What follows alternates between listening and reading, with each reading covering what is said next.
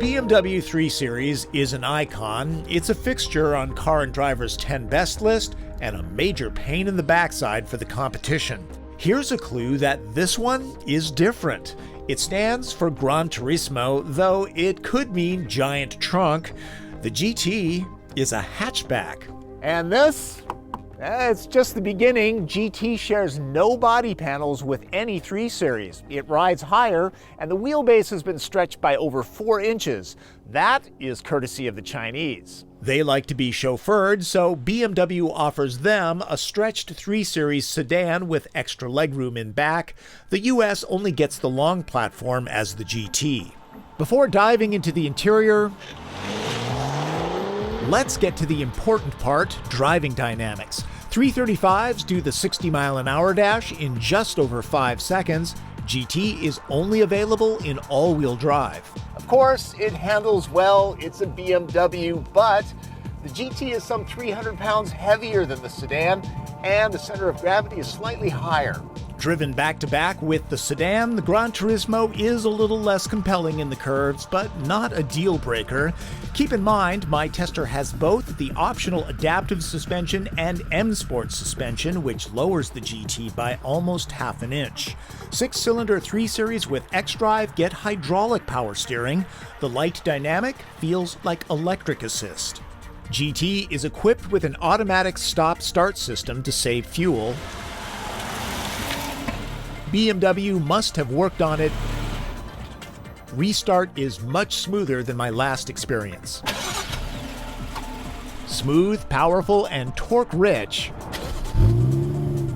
The 335's 3-liter inline-6 gets twin-turbo power for 300 horsepower. The joystick controller for the 8-speed transmission takes some getting used to. Manual gear changes are lightning quick. Tailor the driving dynamics to your mood. Eco mode changes the transmission shift points for better fuel economy. Though who's going to use that? The government's numbers are 20 mpg city, 30 highway, and that's about what I get when driving it very easy. Hit 68 miles an hour, and law enforcement will know. The instrument panel is unmistakably BMW. In M Sport trim, subtle details are well executed. Gauges are clean and readable. Heated but not vented seats are adjustable for drivers of all sizes. The iDrive user interface is fine. Fluency does require some practice. The car that you're looking at just cracks 60 grand, and at that price, an optional backup camera is not included. Note to BMW, that's standard equipment on a Honda Civic. I'd be less concerned if direct rearward visibility was better. Compared to 3 Series wagon and sedan, the Gran Turismo gets nearly 3 inches of additional legroom, very generous as you can see. Headroom, it's about average. The driveshaft tunnel crowds the middle passenger, but people should be happy back here. Their bottoms will be. Don't forget the great view. In the cargo hold, all vehicles should have this supremely handy band. Storage under the floor keeps things organized, and there are all sorts of things to keep stuff from rolling around when driving in the BMW way.